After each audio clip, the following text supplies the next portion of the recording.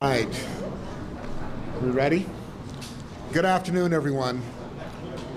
My name is Dorval Carter, and I'm president of the Chicago Transit Authority.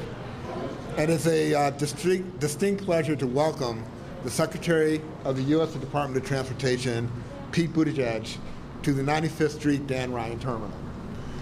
It is also an honor to welcome Mayor Lori Lightfoot, Senator Tammy Duckworth, Senator Dick Durbin, as well as members of the Illinois Congressional Delegation and other elected officials and community leaders who are joining us here today.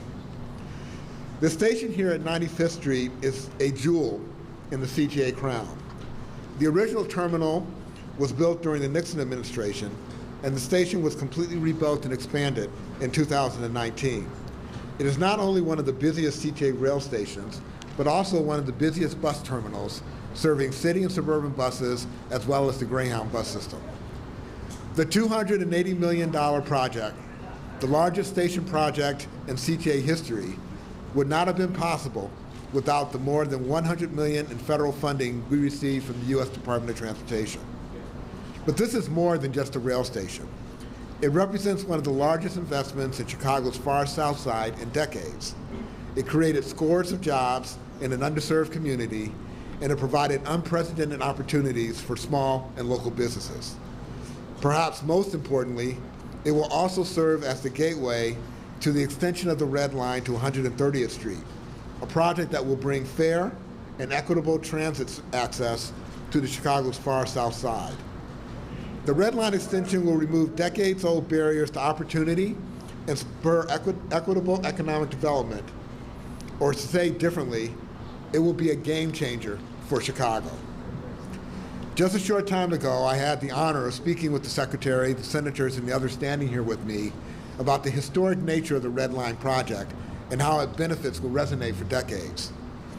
We also spoke about how federal funding is absolutely critical to CTA's ongoing modernization, including our All Stations Accessibility Program, which we refer to as ASAP, our plan to convert our buses fleet to an all-electric vehicles, and our efforts to pursue equitable transit-oriented development, which Mayor Lightfoot began as a pilot earlier this summer, along with many other vital transit projects across the city.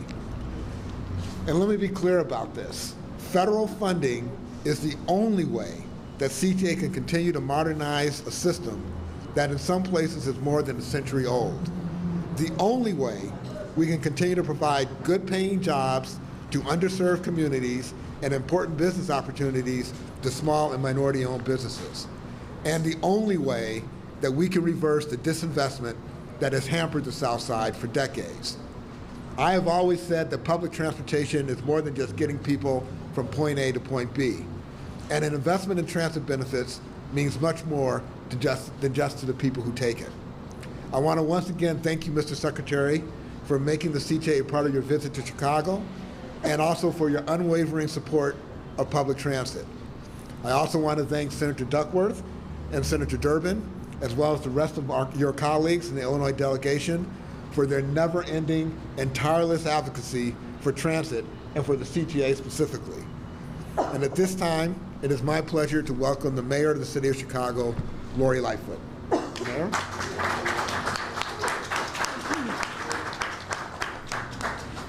Good afternoon, everybody. And Mr. Secretary, welcome to Chicago.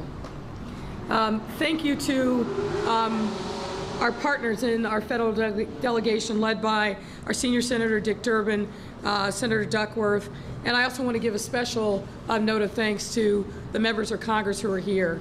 We work in partnership together on behalf of the people of our city, our region, and our state. Anytime we've ever needed anything, our delegation is there, ready, willing, and able to roll up her sleeves and being proactive and asking us what more that we need as a city and as a region to make sure that our residents have the opportunities to thrive. So thank you very much, one and all. I want to thank our state partners. I want to thank the members of organized labor who are also here. We work in partnership with you. I don't need to tell you that this is a city that organized labor built. Strong, vibrant, and will continue to be so. So thank you very much for all of your work. Today we are here to discuss one of the most critical resources to our communities, and that's our city's transportation infrastructure. Investing in public transit infrastructure residents rely on every day provides us with an important opportunity to improve their quality of life, improve our regional and national climate, and create high-quality, well-paying jobs and reduce commuting times and costs. This is something I know Secretary Buttigieg knows very well, not only from his life experiences, but as a former mayor himself right here in the Midwest. And something I'm thrilled to see being uplifted in President Biden's Build Back Better agenda, which absolutely has to have bipartisan support.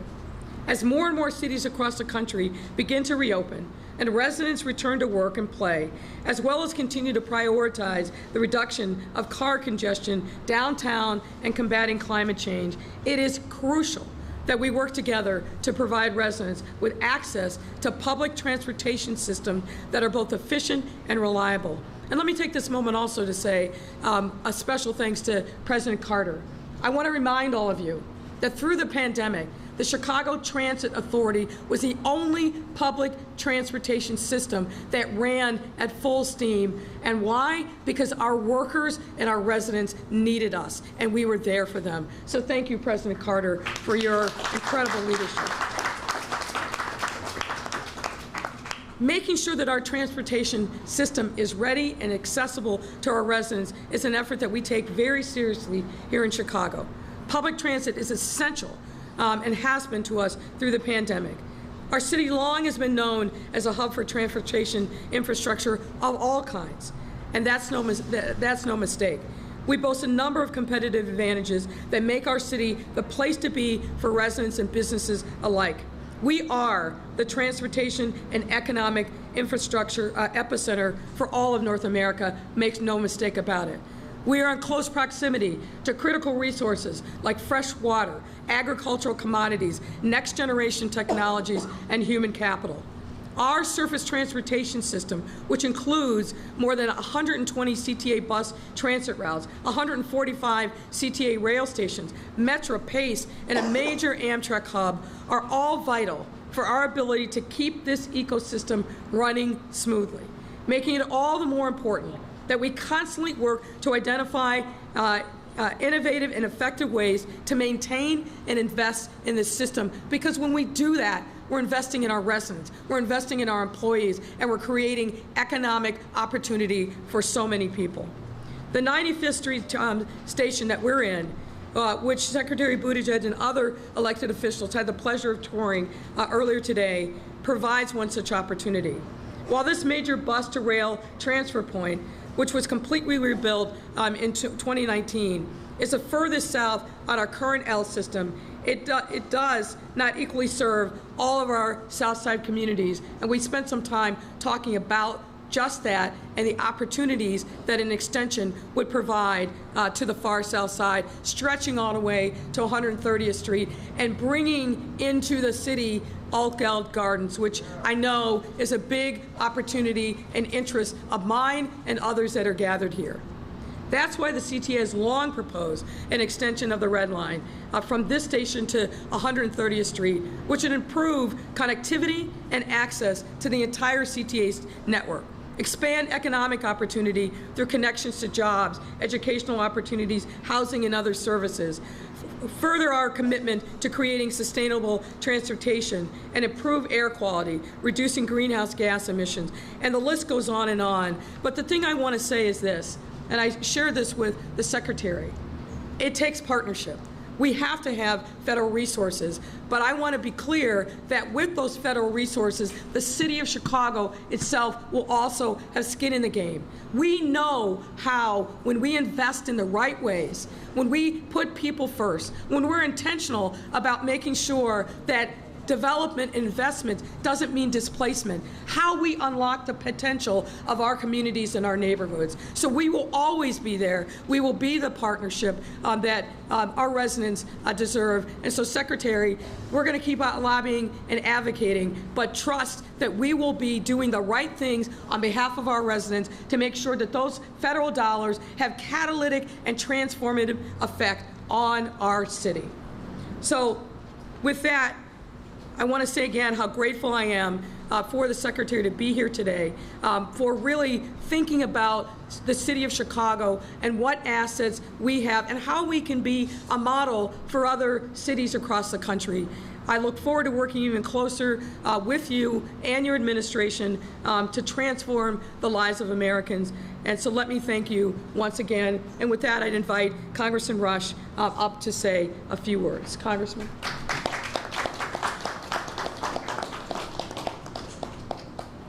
Here, I'll take your place.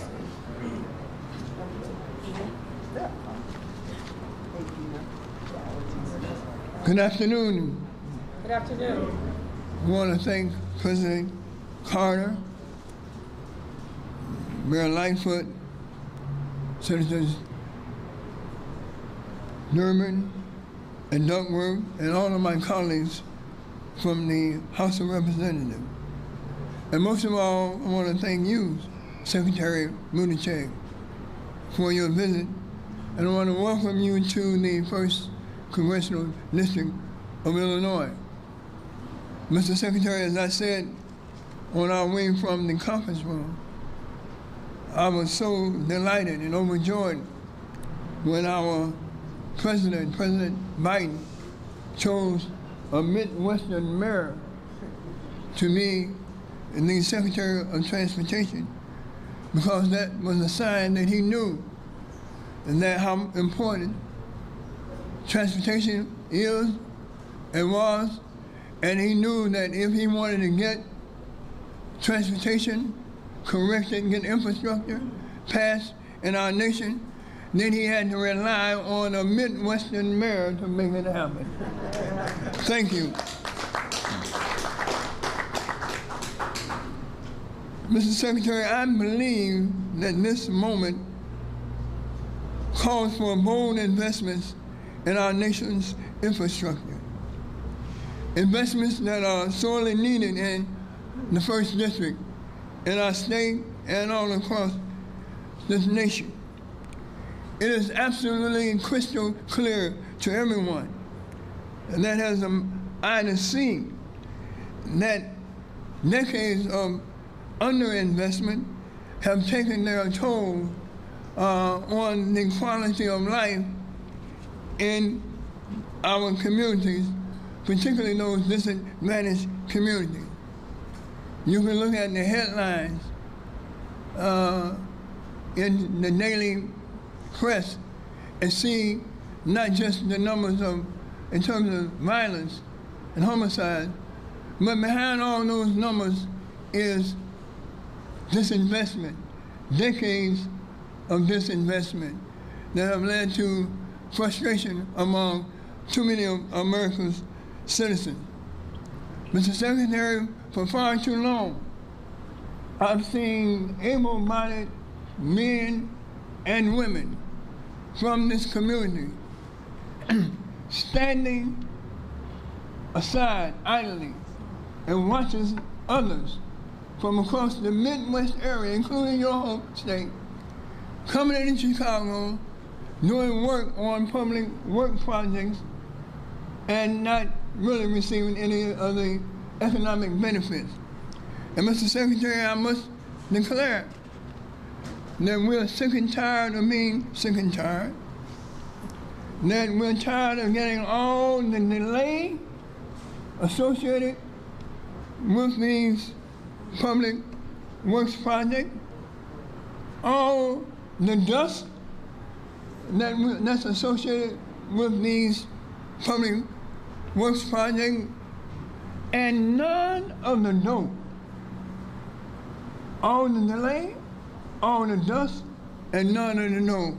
Mr. Secretary, we have to bring all this to a screeching halt.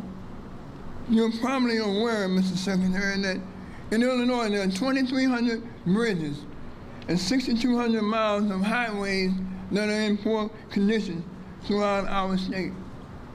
Our state, our beloved state of Illinois, has a C- grade in its most recent infrastructure report card. Boy, makes me think of my grade that I got in trigonometry in high school, a C- grade. Mr. Secretary, it's about time. And that's why recently I was proud to secure more than $36.6 billion to expand electric vehicle infrastructure in the recently passed Investment in America Act. And Mr. Secretary, that's why I, for one, along with others who are gathered here, certainly appreciate your vision and President Biden's vision. And I really, really, really want to take my hats off to you, because not only do I appreciate your vision, I appreciate your courageous boldness that you bring to the table and the boldness of President Biden. Again, welcome to the 1st District of Illinois.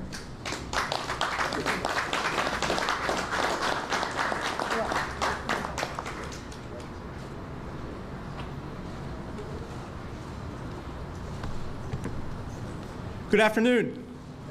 I'm Raja Krishnamurthy, and I just want to say Happy Infrastructure Week. Happy Infrastructure Friday. Finally we arrived.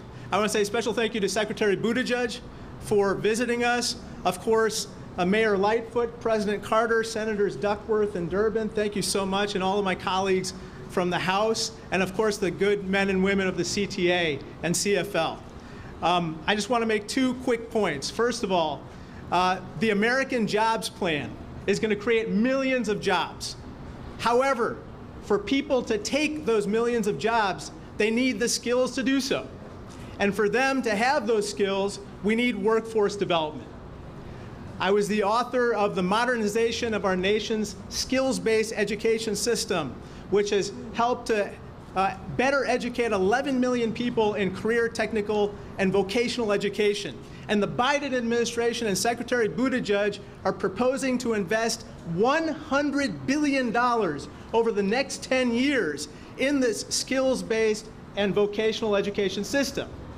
That is crucial, and I hope the Senate and the House both pass that request and invest money in the people of Chicago to take these jobs that are going to be created through the jobs plan. Thank you. Last point. CNBC actually just came out with a survey that awarded Illinois with top marks for infrastructure. In fact, it gave Illinois an A+ rating. My Asian American parents would be very proud of Illinois for that.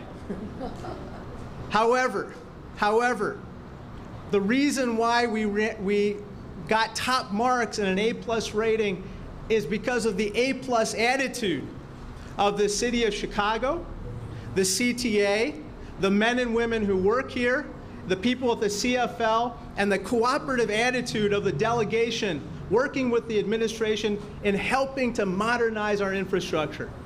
And to be honest, although we got that A+, I think there's work to do.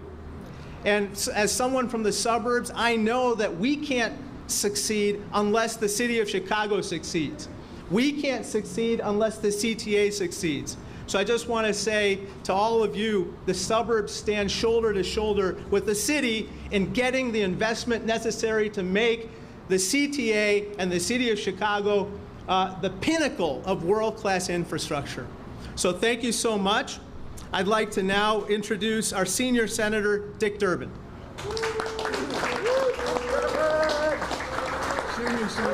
Please remain seated. Thank you very much. Mayor Lightfoot, it's great to be here. Secretary Buttigieg, thank you for coming today. You know, sometime this week there's going to be an important vote in the United States Senate. Senator Duckworth and I are going to be there.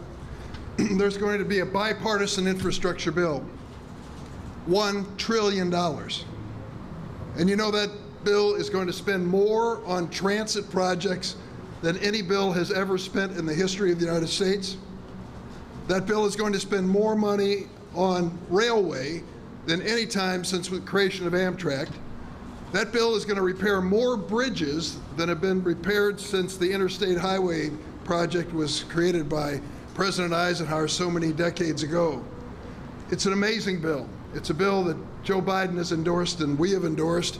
I believe we can pass on a bipartisan basis, and I know Secretary Buttigieg has been involved in writing that bill. I would like to compare that infrastructure bill with the infrastructure bill of the previous administration, but I can't, because there was no infrastructure program in the previous administration. What we face now is a challenge of not only building the infrastructure for our future, but meeting Joe Biden's challenge of providing from our generation the resources so that we can build America back better. We have a lot of work before us, Mr. Secretary. You've been given an awesome assignment. We know you're up to it, and we want to be partners with you in making that assignment a success. My thanks to organized labor, who's represented here. My thanks to the contractors, Dorval Carter, and those who are working with the CTA. This is an amazing project. We are going to leave our imprint for the next generation. I'd like to call up my colleague, Senator Tammy Duckworth.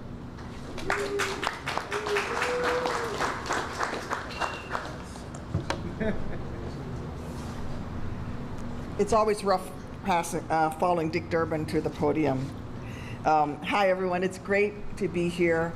I got to say, though, Mr. Secretary, you're not the first presidential candidate, former presidential candidate who come through here. I came through here with Amy Klobuchar in December of 2019, but it shows the importance of this project.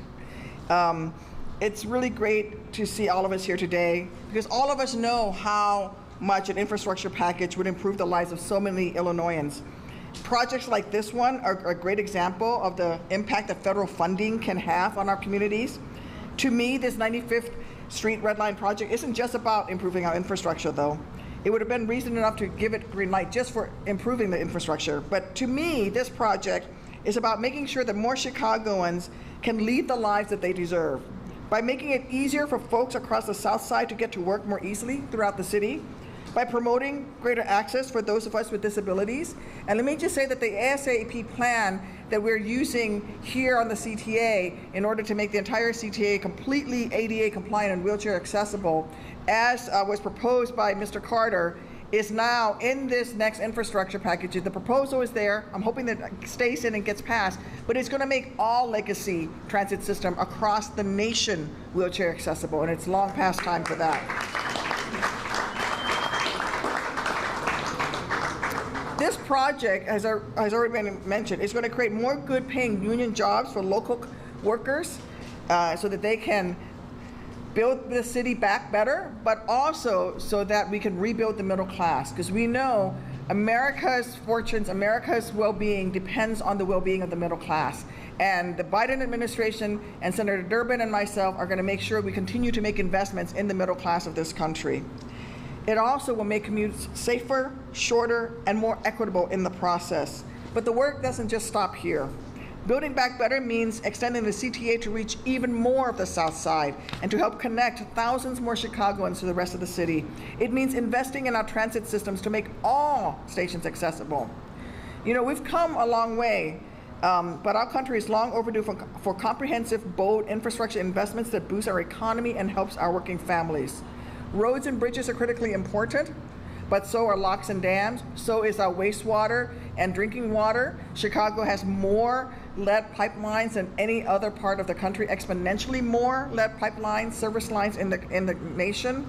So as we work on roads and bridges, we're going to work on water so that you can have safe drinking water. We're going to make sure that there is Wi-Fi across the country. We have 22 million families in this country that do not have Wi-Fi access. It's really hard for a child to get ahead if they can't do their homework. It's hard for an American with disability to get ahead if they can't train to go to work. It is really difficult for all of us to succeed if we start leaving the others behind. So we can't ignore the challenges like these and expect that our nation and our economy to truly thrive. Thank you again, Mr. Secretary, for joining us all here today. I really look forward to continuing to work with you on all of these projects. I sit on all of the infrastructure committees, so that is an offer of help, not a threat. And with that, I am so pleased to announce Secretary Buttigieg, our U.S. Secretary of Transportation. Mr. Secretary.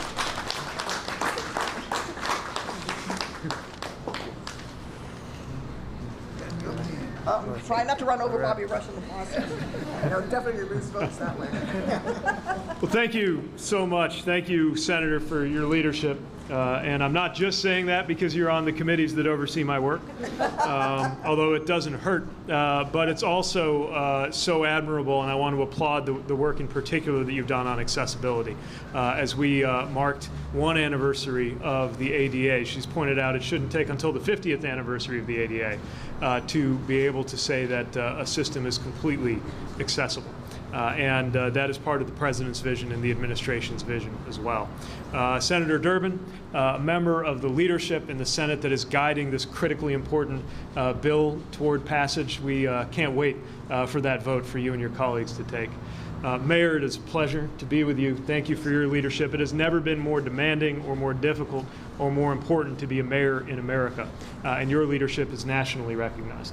And I appreciate, as a former mayor and as a very briefly former Chicagoan, the work that's going on here and the chance to see it firsthand.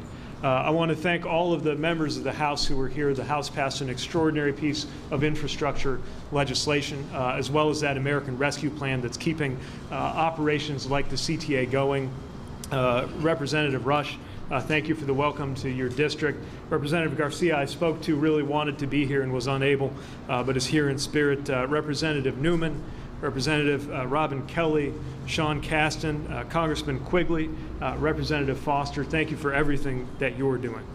And I want to thank CTA President Dorval Carter for sharing this with us, and also for everybody you represent, the essential workers. And I know we've got a lot of union leadership here today, too, who didn't have a choice to work from home because lives depended and livelihoods depended on their coming to work every single day, and we are thankful for you, and we support you in this administration.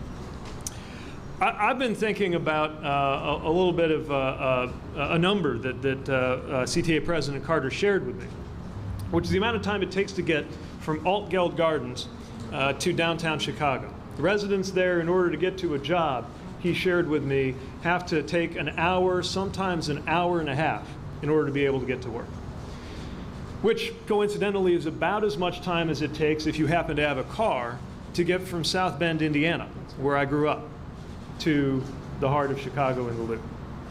We have a suburb or a community next to South Bend called Roseland, Indiana.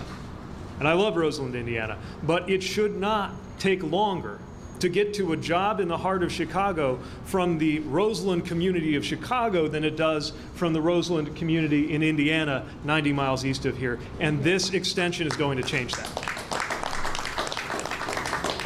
So that's just one example of why I'm so excited to be here. In an administration that is prioritizing safety, climate, jobs, equity, and a view to the future in our transportation policy, there's no better place to talk about infrastructure than Chicago. Infrastructure made Chicago because Chicago made infrastructure. And when around here they were proposing to do things like invent the floating foundation that makes it possible to have a skyscraper, or to take the river and basically make it roll uphill, I'm sure some people back then were wondering if that was so-called traditional infrastructure too. It may not have been traditional at the time, but it created the tradition that we now count on and that fuels an entire region. And we've got to support that with good policy. We've got to support the safety improvements that were represented by the modernization that has already largely been achieved by CTA here, and we were proud to support things like the 95th Street Station with Tiger grants in prior administrations out of the U.S. Department of Transportation. When we think about equity, both in terms of who has access to transit and transportation and who has access to the jobs that are created by new transit and transportation projects, we know we've got to do better, and that is part of the President's vision and part of this legislation. When it comes to climate, it doesn't have to be called a climate bill to be a climate bill, because transportation is the biggest emitter of greenhouse gases in the U.S. economy, which means every time we give somebody a choice to take quality, safe, effective public transit instead of having to drag 2 tons of metal with them to wherever they're going and park it somewhere, we are also benefiting the President's ambitious climate goals. It is a matter of all of these things taken together. That's why we're so excited about the bipartisan infrastructure framework that's going to create millions of good-paying American jobs, union jobs, I might add, and that represents the largest investment in public transit in the history of the United States. The largest investment, we're proud of that.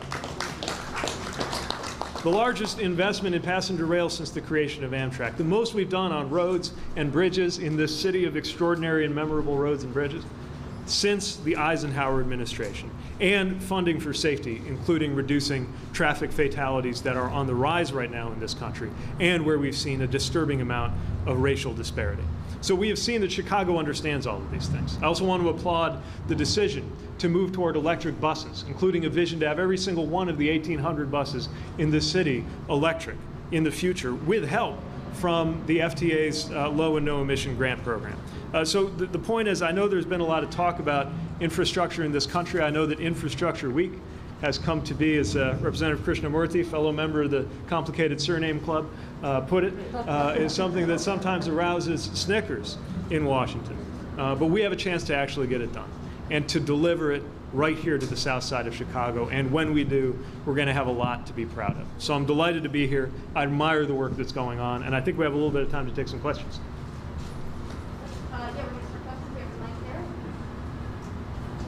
Great.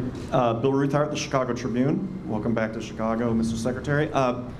From what I understand in this bipartisan package, specific projects are not necessarily laid out. It's up to the locals to work with the feds to fund those. But knowing what you've heard about the extension of the Red Line today, what would you assess the likelihood of this project getting funded if the legislation were to pass?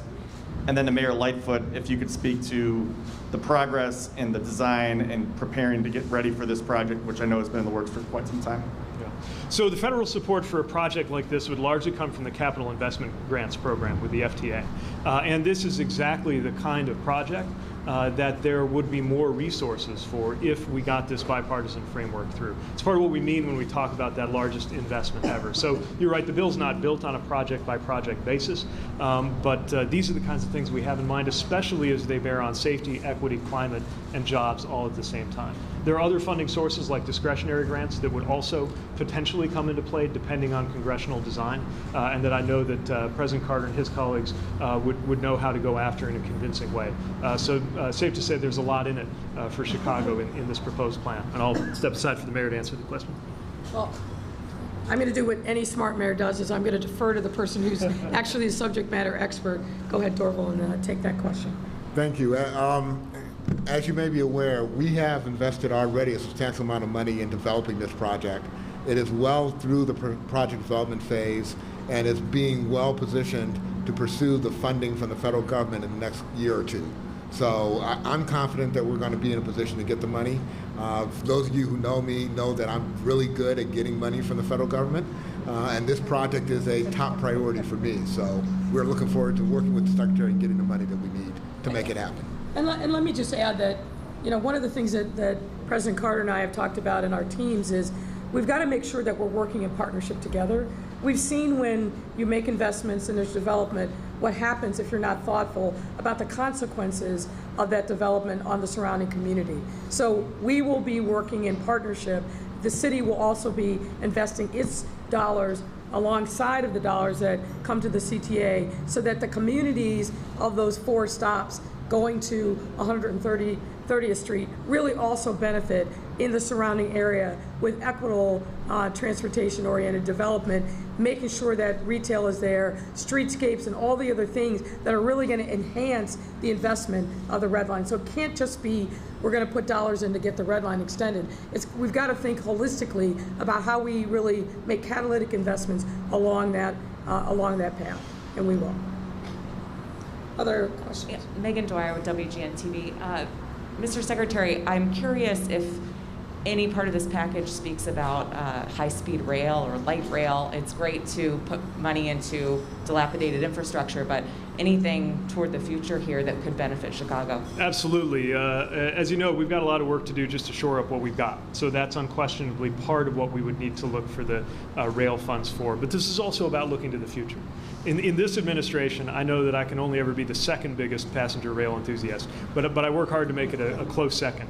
And like the president, like so many Americans, I believe that we as a country shouldn't put up with being unable to access a level of rail service that people in most developed countries can take for granted. What does that actually look like?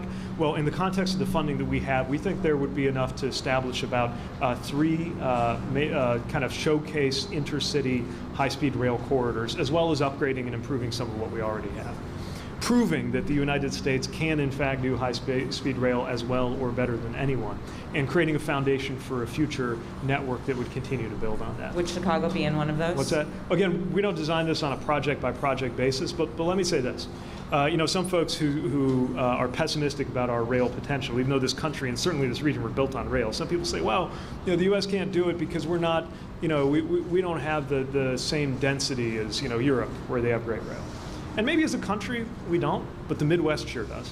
It has some of the very same patterns in terms of cities. Imagine what it would mean if Chicago, and just to take some examples, if Chicago and Louisville and Toledo and Detroit and St. Louis and Minneapolis were all connected in city pairs that you could get across in about a couple of hours at a time. That vision, I think, is eminently possible in this country if we invest in it. And the beginning of that investment is contemplated not just in the president's vision, but what made it into that infrastructure framework too. Thank you. Mayor, my second question is for you. Do you hope to have any of this money earmarked for updating how people get from our airports to the loop, so we don't just have Uber, taxi, or the train? So we're working on plans now and having lots of conversations. Some of you know there are already lines that run from the Fulton Market area to O'Hare. So I think there's a lot of opportunity there. We've been, I think, in productive conversations with some of the stakeholders that we're going to need to make that project a reality. But we're working on that, and obviously any additional federal resources are going to be a bonus. But I think we've got resources here regionally that we could make that a reality, and we're well on our way to in those discussions. Other questions? Let's go ahead, sir. Kimberly Agoin of WVON 1690 AM, Talk of Chicago. We also have a Roseland here, so I hope you got an opportunity to see that. We just came off of a march to Washington, D.C. through 10 cities, and we stayed in Roseland talking about violence, which is something our mayor is working on extremely hard.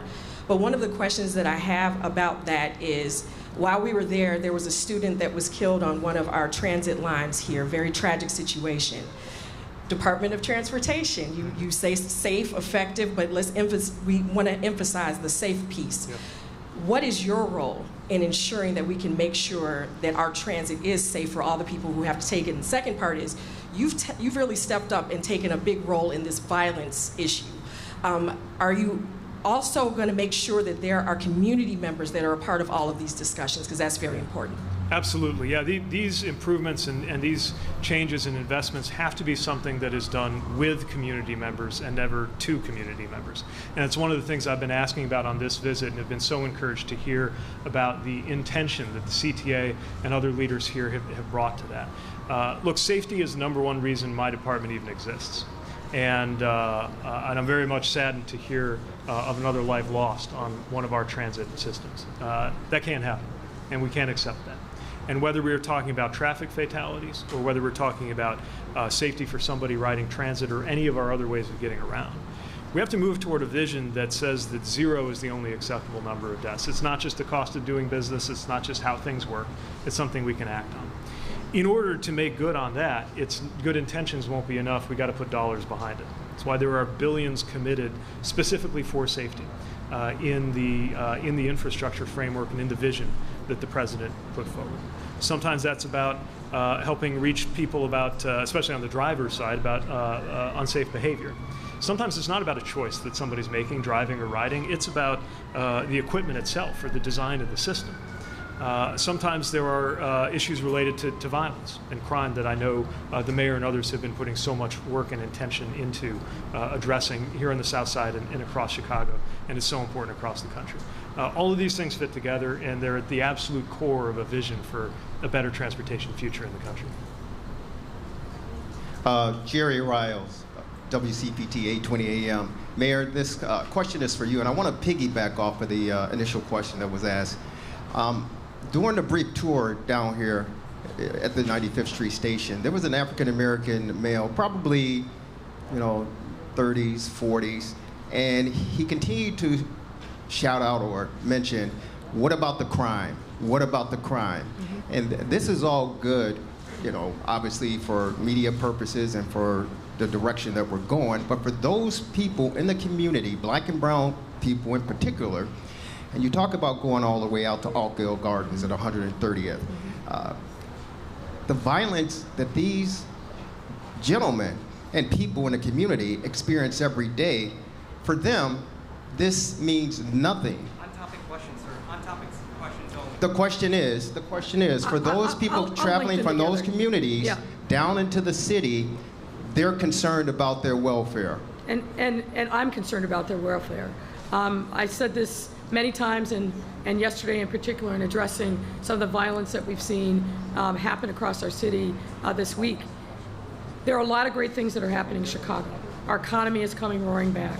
There's a lot of opportunity that we're creating, and we're here today talking about future opportunities, investment. But if people don't feel safe, nothing else matters. It is the priority, not one of many. It is the priority. And how do you get at that? You've got to do some things on the immediate front to quell the violence. You've heard me talk at length about the fact that we are awash in guns in the city. And again, I'm grateful for President Biden and his administration recognizing that there's a lot of low-hanging fruit. The strike forces, which I hope that we'll be announcing, are here in our city next week. The additional resources to support ATF. But fundamentally, why is there so much violence in our city? Aside from the guns, it's because we have an absence of hope. We have disinvested in communities on the south and the west side for decades. Young men are growing up in this city feeling like their destiny is minding somebody's corner spot, an early death, or jail. Making these kinds of investments that we're talking about today, they're not irrelevant. They are part of the solution. And showing these communities that we care about them, that we care about their health and well-being, that we're creating opportunities to create good paying jobs and vibrancy, that is got to be part of the solution for the violence. We know how to do this. We just got to make sure that we block out all the noise and that we are singularly focused on improving the quality of life in communities in partnership with them. We come to them with, and you've heard me say this before, with a humble heart and a listening ear and extending our hand in partnership. And these investments have to be part of that calculus. Hey, all, this last question. Dan, I think we're going to have a riot on our hands if we do that. We got a lot of folks here. Wait a second. All right, thank you. Marianne Ahern from NBC. Nice to see you, Secretary. My question is, you had mentioned that earlier in April, you had thought that this bill would have been passed by Memorial Day. It didn't happen. So now what? And could I just also kind of include in that, if not when, and while you talked about high-speed rail, how about the good old South Shore from South Bend to Chicago? Where is that on that high-speed rail plan? Well, I'll tell you, I used to get on the South Shore and make my way to NBC5 as an intern about 20 years ago. So obviously something I know well, is close to my heart, and is one more example of how we've got Amtrak and the National Rail Network. We've also got a lot of other, sometimes state-supported, sometimes regionally supported passenger rail. They would be eligible for what are called Prime Grants, which is a new program that we're proposing in the President's budget, and would be eligible for some of the other funds that are contemplated in that bigger bucket of passenger rail. And as far as timeline, let me say this. This, certainly by Washington standards, is warp speed. To see something 6 months into the administration even being here, this close to getting a vote on the Senate, reflects an extraordinary amount of work. I'll tell you, our team has rendered technical assistance that would typically be done over a period of about 18 months, and are sometimes given about 18 hours to do it, as we're working to make sure all the pieces are in place. There will be more twists and turns. There's no question of that. And obviously, much of this depends on the processes of the House and the Senate, respectively. But what we know is the public is impatient, the president is impatient, and I think there's bipartisan will to get this done, and the sooner we do, the sooner our department can turn its attention to actually getting those resources out to places like this where they can do a lot of good. I took my turn back. Mr. Secretary, this may be for you, maybe it's for the mayor, but another high-speed rail question. Over the last 25, 30 years, we've heard a lot of talk and people pushing for high-speed rail. It's a subject of the day and then it disappears. It's a priority of the month, it disappears. So what makes it different this time? Well, seeing is believing. It will be different when you actually have passengers having that experience. Now, on our Northeast corridor, we have the highest speed rail now in the U.S., and it's already reached the point where passengers will often prefer, even pay a little extra to take the train rather than to fly on the same route between, say, D.C. and New York. But I don't see why that just has to be an East Coast thing. Again, the Midwest is one of the areas that stands to benefit the most. And so being able to have more city pairs with that kind of high-speed connection, something we could move toward with these dollars, I think will make all the difference for people to stop thinking of high-speed as maybe something that's only really possible for the U.S. Northeast, or only really something you can do in Germany or Japan. And by the way, it's not just Germany and Japan. It is Morocco or Spain, a whole lot of other places where people can take this for granted. Americans should be able to count on it too. Mr. Secretary, you made mention of the fact that there's been some pushback on the so-called non-traditional infrastructure elements in this bill. Are you confident you can overcome those political hurdles and keep things like broadband in the final deal? I think so, because it was in the bipartisan infrastructure framework. I mean, when was the last time in today's Washington that we saw a Democratic president walking out of the White House with a group of Republican and Democratic senators at his side saying, we have a deal? It wasn't everything that we think is important, which is why, as you know, we're also pursuing the bigger Build Back Better agenda. And some of those things may not get Republican votes, although I think they should. I don't see why a Republican can't vote for everybody to have paid family leave. As a matter of fact, during that early period when we first rolled out the first version of the bill, a lot of times what we heard from our Republican friends was, oh no, I'm all for housing or veterans infrastructure or child care. I just don't think it's infrastructure, so you should put it in a different package. Well, now it's in a different package, so let's see if they can vote for it now. We hope they do, but if it has to be done with Democratic votes, the president's prepared to move forward on that basis for that side of the vision. I'm not sure if this is for the mayor or Mr. Carter. Can you talk about how the money in this plan, if it's passed, would affect the timeline for the Red Line Extension project? Would it allow for the city to maybe push up its timeline instead of opening in 2029, maybe 2025 or so? And then also for the secretary, as a former Chicagoan, can you talk a little bit about, while you were here, what mode of transportation you used, and also while you were here, what was needed, from the transportation from the city during your time? Yeah, I think to your first question, in order for the project to happen, there needs to be money sort of at the end of the road to fund it. So getting this bill passed allows me to ultimately establish a firm timeline for when we think the project can move forward. Not having that bill passed means that there will still be a piece of the funding puzzle that I won't know the answer to until funds are available to make that happen. So from my perspective, what it does is it gives certainty to the ability to move the project forward, and that by its very nature means the project can move forward faster. When I was living here, it would have been about 2008, and like a lot of Chicagoans, the bus or CTA were a big part of my life. But even in the decade or so since then, I would have dreamed of being able to have widely available city-supported bike share the way there now is. To see bus rapid transit, which was considered pretty newfangled in that decade, but is now a very important part of how people move around the loop and helps to reduce congestion. To see some of the other improvements like what we've seen today in the modernization that's gone into this 95th Street station. It shows the progress that can be made with the right kind of I was going to say patience, but really the right kind of impatience to get things done and do them quickly. What we need to do, though, is supercharge that with the right support from Washington and the kind of federal dollars that could allow every community, including Chicago, to do so much more. My question is to the mayor. With all the improvements that's going on with public transportation here, will the riders have to pay more to ride? Great question. I'll start and then I'm going to pitch to President Carter. Look, the one thing that we know, and particularly as we're thinking about making investments on the south side, affordability is key. There are other opportunities for transit on the south side. Why are they not used?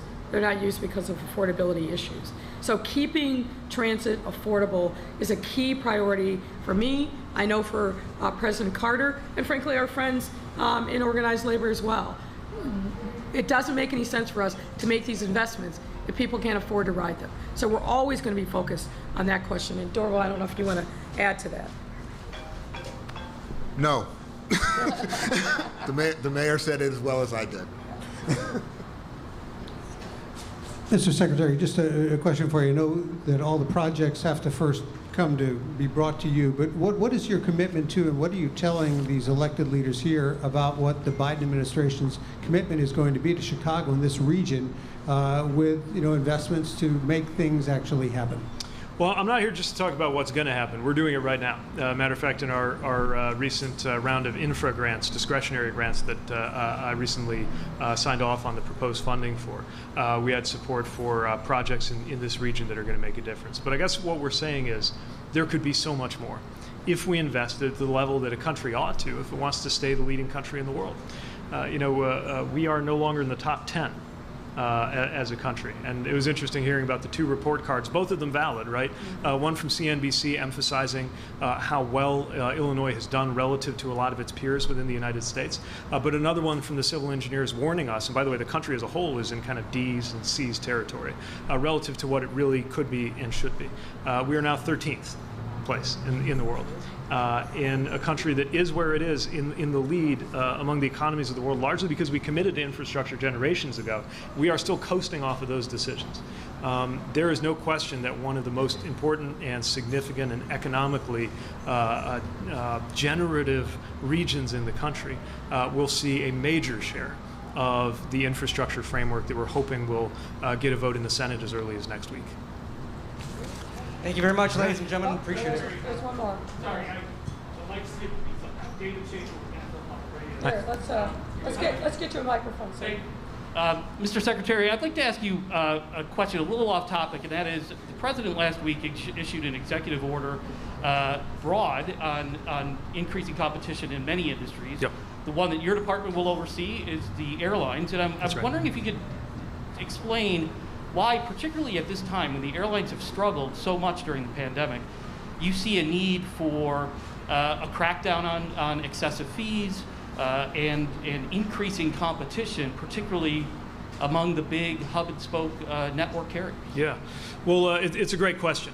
We stand with the aviation sector and the extraordinary employees of that sector who have been through so much, and it's one of the reasons why such a major level of support to keep those people in their jobs and to keep that sector doing well was part of the American Rescue Plan. We did everything to support the aviation sector and will continue to do that. But it has to be playing by the rules and operating on a fair basis. And if you get charged a baggage fee and then you have a crazy delay in whether the bags even get there, if you pay for Wi-Fi and the Wi-Fi doesn't work, you got to get your money back.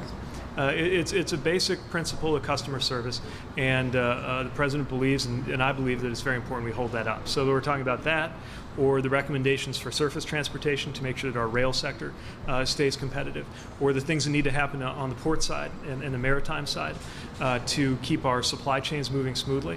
The economy only works if it's working on a competitive basis, and we have to pay extra attention when you have a sector where there's a lot of consolidation and just a few major players to make sure that everything continues to work, ultimately for the benefit of the American consumer.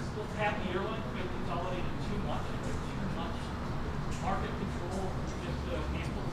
Well, evaluating mergers obviously falls to the Department of Justice, and they take a close look at these things. But what we'll say is, when we see evidence of a concern, and we certainly have gotten a lot of inbound about this issue of fees and charges. We're going to work to make sure that, everything that happens is fair. And that there's no negative impact to consumers. Again, if you pay a fee for something, you ought to get it. And if you don't get it, you ought to get your money back. It's a common sense principle. And we've got to make sure, no matter how many or how few carriers there are, that that principle is being upheld. Thank you very much, ladies and gentlemen. Thank you.